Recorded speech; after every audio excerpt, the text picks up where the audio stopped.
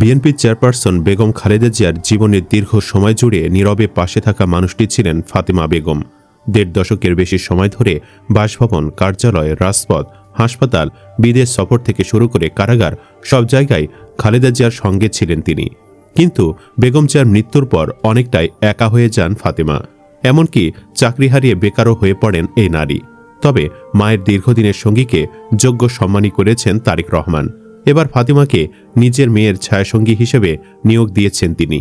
এরই ধারাবাহিকতায় চেয়ারপারসনের মৃত্যুর পর এবার সেই ফাতেমাকে দেখা গেল তার নাতনি জাইমা রহমানের পাশে। ২ জানুয়ারি সামাজিক যোগাযোগ মাধ্যমে ছড়িয়ে পড়া কয়েকটি ভিডিওতে দেখা যায় দাদির কবর জিয়ারত করতে গেছেন জাইমা। সেখানে জাইমা রহমানের সঙ্গে ছিলেন ফাতেমা বেগম। বহনকারী গাড়ি থেকে জাইমা রহমান নামার সময় তার ঠিক পেছনেই ফাতেমাকে বেরিয়ে আসতে দেখা যায়। এই দৃশ্য ঘিরে সামাজিক যোগাযোগ মাধ্যমে আলোচনা শুরু হয়। অনেকে ধারণা করছেন খালেদা জিয়ার পর এখন জাইমা রহমানের ব্যক্তিগত সহচর হিসেবে দায়িত্ব পালন করছেন ফাতেমা। নাম প্রকাশে অনিচ্ছুক বিএনপির একটি সূত্র জানিয়েছে, দৈনন্দিন প্রয়োজন ও চলাফেরার ক্ষেত্রে জাইমা রহমানকে নিয়মিত সঙ্গ দিচ্ছেন ফাতেমা, ঠিক যেমনটি তিনি খালেদা জিয়ার ক্ষেত্রে করতেন। ফাতেমাকে নতুন করে পুনর্বাসন করায় সামাজিক যোগাযোগ মাধ্যমে প্রশংসায় ভাসছেন বিএনপির নব্য নির্বাচিত চেয়ারম্যান তারেক রহমান। ফেসবুকে একজন লিখেছেন, খালেদা জিয়ার মৃত্যুর পর ফাতেমা আপাকে নিয়ে চিন্তায় ছিলাম, তবে জিয়া পরিবারের প্রতি পূর্ণ আস্থা ছিল এবং আছে। আজকের এই ভিডিও দেখে ফাতেমা আপাকে নিয়ে আর টেনশন নেই। দাদি ফাতেমাকে বসাতো সামনের ছিটে, আর নাতনি বসিয়েছে একেবারে পাশের ছিটে। নাতনি যেন দাদির চেয়েও এগিয়ে। ফাতেমাকে নিয়ে তারেক রহমান বলেছেন, আমার পরিবারে ছায়ার মতো আঁকড়ে ধরেছিলেন। যখন আমি সপরিবারে লন্ডনে অবস্থান করছিলাম তখন বাসায় মা একা থাকতেন, শুধু ফাতেমা বেগম থাকতেন। এমনকি ২০১৮ সালে যখন মার জেল হয় তখন ফাতেমা ছাড়া মার সেবা করার কেউ নেই ভেবে আদালতে আবেদন করেন যে, স্যার, আমি স্বেচ্ছায় ম্যাডাম জিয়ার সঙ্গে জেলে যেতে চাই তার সেবা করার জন্য, যাহা এই পৃথিবীতে অত্যন্ত দুঃসাহসিকতার কাজ ছিল, যা ফাতেমা করে দেখিয়েছেন। তখন আদালত তার কথায় হতবাক হয়েছিলেন এবং আদালত সে ব্যবস্থাই করে দিয়েছিলেন। আমার মার সঙ্গে ৭৭৮ দিন জেল খেটেছেন। আজ আমার মা নেই। এই ১৮ বছরে ফাতেমা মায়ের ছায়াসঙ্গী হবার কারণে ফাতেমা শরীর থেকে আমার মায়ের গন্ধ খুঁজে পাই। আমি আইনিভাবে তাকে অ্যাডপ্ট করে আমি বোনের স্বীকৃতি দিলাম। আজ থেকে ফাতেমা কাজের মহিলা নন, সে শহীদ প্রেসিডেন্ট জিয়া রহমান এবং বেগম খালেদা জিয়ার একমাত্র মেয়ে এবং আমরা 2 ভাই, তারেক রহমান এবং আরাফাত রহমান কোকো। উল্লেখ্য, ২০১০ সাল থেকে খালেদা জিয়ার সার্বক্ষণিক সঙ্গী হিসেবে পরিচিত ছিলেন ফাতেমা বেগম। শুরুতে গৃহকর্মী হিসেবে দায়িত্ব নিলেও ধীরে ধীরে তিনি চেয়ারপারসনের ব্যক্তিগত জীবনের অবিচ্ছেদ্য অংশে পরিণত হন। দলের দায়িত্বশীলরা জানিয়েছেন, খালেদা জিয়ার প্রতি তার গভীর আন্তরিকতা ও যত্ন ছিল সর্বজন বিদিত। সবসময় পাশে থাকা এবং প্রয়োজনীয় বিষয় মনে করিয়ে দেওয়াই ছিল তার নিয়মিত কাজ। স্বল্পভাষী ফাতেমার বয়স এখন প্রায় ৪০ বছর। তিনি 2 সন্তানের জননী। আগে মা বাবার সঙ্গে রাজধানীর শাহজাহানপুরে বসবাস করতেন। বিএনপি কার্যালয় সূত্র জানায়, দলের কেন্দ্রীয় এক নেতার মাধ্যমে ফিরোজায় তার কাজের সূচনা হয়। এদিকে গত শুক্রবার বিএনপি চেয়ারপারসন খালেদা জিয়ার কবর জিয়ারত করেন দলীয় নেতাকর্মী সহ সাধারণ মানুষ। এর আগে কবর জিয়ারত করেছেন তার নাতনি জাইমা রহমান সহ পরিবারের সদস্যরা। শুক্রবার সকাল 10:30টার দিকে রাজধানী জিয়া উদ্যানের কবরে শ্রদ্ধা জানাতে যান তারা। এ সময় খালেদা জিয়ার ছোট ছেলে আরাফাত রহমান কোকোর স্ত্রী শর্মিলা রহমান, তার মেয়ে জাহিয়া রহমান সহ পরিবারের অন্যান্য সদস্য উপস্থিত ছিলেন। কবর জিয়ারতের সময় তারা কবরের পাশে দাঁড়িয়ে পবিত্র কোরআন তিলাওয়াত করেন। এরপর দোয়া ও মোনাজাত করেন। প্রায় 20 মিনিট সেখানে অবস্থান শেষে পরিবারের সদস্যরা চলে যান। ফজরের নামাজের পর থেকে সাধারণ মানুষের জন্য কবর জিয়ারত ও দোয়া পাঠের সুযোগ উন্মুক্ত ছিল। তবে জাইমা রহমান সহ পরিবারের সদস্যদের আগমনকে কেন্দ্র করে প্রায় 1 ঘন্টার জন্য সাধারণ দর্শনার্থীদের প্রবেশ সাময়িকভাবে বন্ধ রাখা হয়। এরপর আবার প্রবেশাধিকার দেওয়া হলে দুপুর 12টা থেকে দিনভর রাজধানী জিয়া উদ্যানে মানুষের ভিড় দেখা গেছে। অনেকেই কান্নায় ভেঙে পড়েন।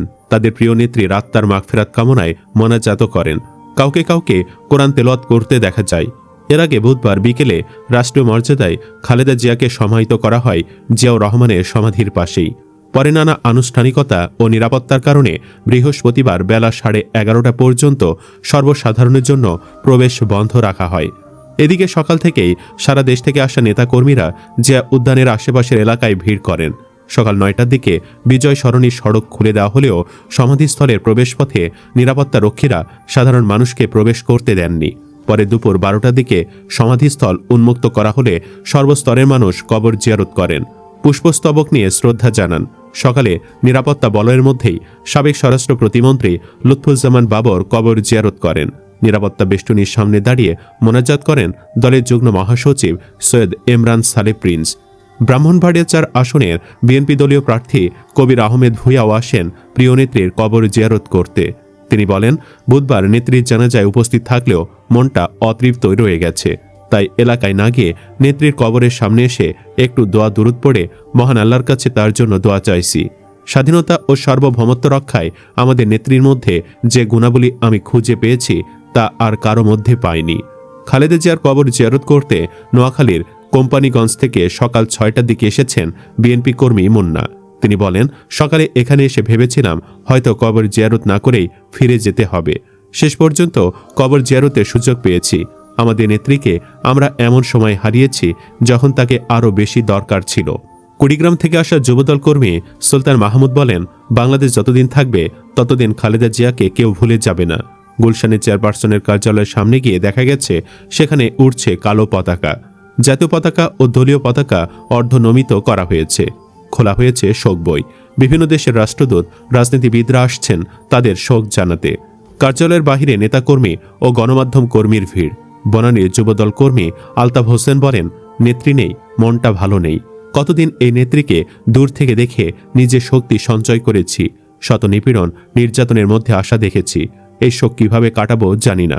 এছাড়াও খালেদা জিয়ার আত্মার মাগফিরাত কামনায় গতকাল বিভিন্ন প্রতিষ্ঠানে দোয়া ও মিলাদ মাহফিল অনুষ্ঠিত হয়েছে। নর্থ সাউথ বিশ্ববিদ্যালয়ে দোয়া ও শোকসভার আয়োজন করা হয়। উপাচার্য অধ্যাপক আব্দুল হান্নান চৌধুরী এতে সভাপতিত্ব করেন। বাংলাদেশ কেমিক্যাল ইন্ডাস্ট্রিজ কর্পোরেশন পরিচালনা পর্ষদ দোয়া ও মিলাদ মাহফিলের আয়োজন করে। বিসিআইসি ভবনে এ অনুষ্ঠানে অংশ নেন প্রতিষ্ঠানের চেয়ারম্যান মোহাম্মদ ফজলুর রহমান সহ পরিচালক ও কর্মকর্তা কর্মচারীরা।